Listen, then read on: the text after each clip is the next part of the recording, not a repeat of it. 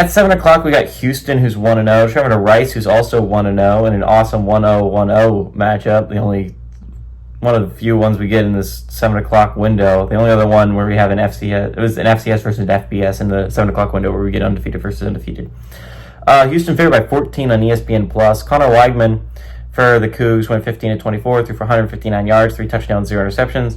Dean Connors had 15 carries for 50 yards on the ground, and Tanner Koziol had 7 catches for 63 yards and a touchdown. Chase Jenkins for the Owls went 7-9 for 45 yards.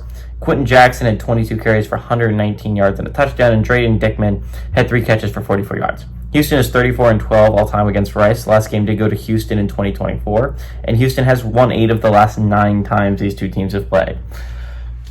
All that being said, this is a massive game for both teams, right? Houston started the season pretty solid, 27-0 against, what was it? It was an FCS school.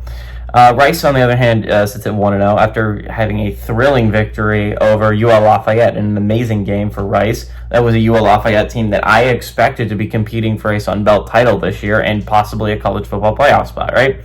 So if you look at it from that regard, Rice got a massive win. Unfortunately, again, Rice is not going to be one of the most talked about college football teams in the American, right? There's so many. You're talking about 5 or the top 6 are going to get a lot of attention when you're talking about teams that can realistically make a college football playoff push.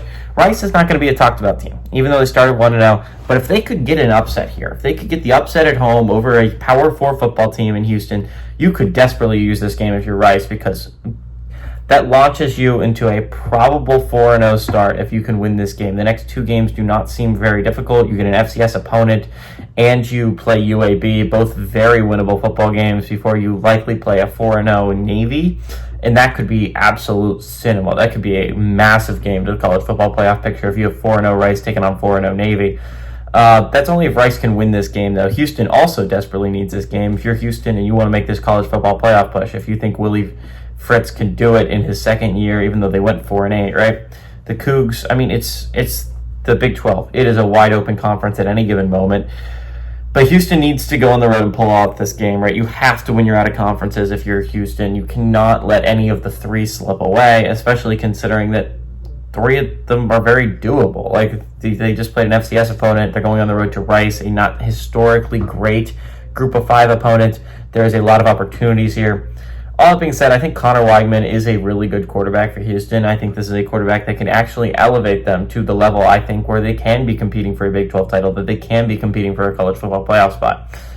I think Weigman is really good. I think he showed how good he could be in his first game back. Again, he's coming back off an injury, so I wouldn't expect an insane amount out of him. But I think it's enough to beat Rice on the road. don't think Rice is all that good. They don't have a great passing attack. Even though they're coming off a win over a team I really respect in UL Lafayette, I think Houston should go on the road and should win this one pretty handily. Give me the Cougs on the road to win and cover the 14-point spread.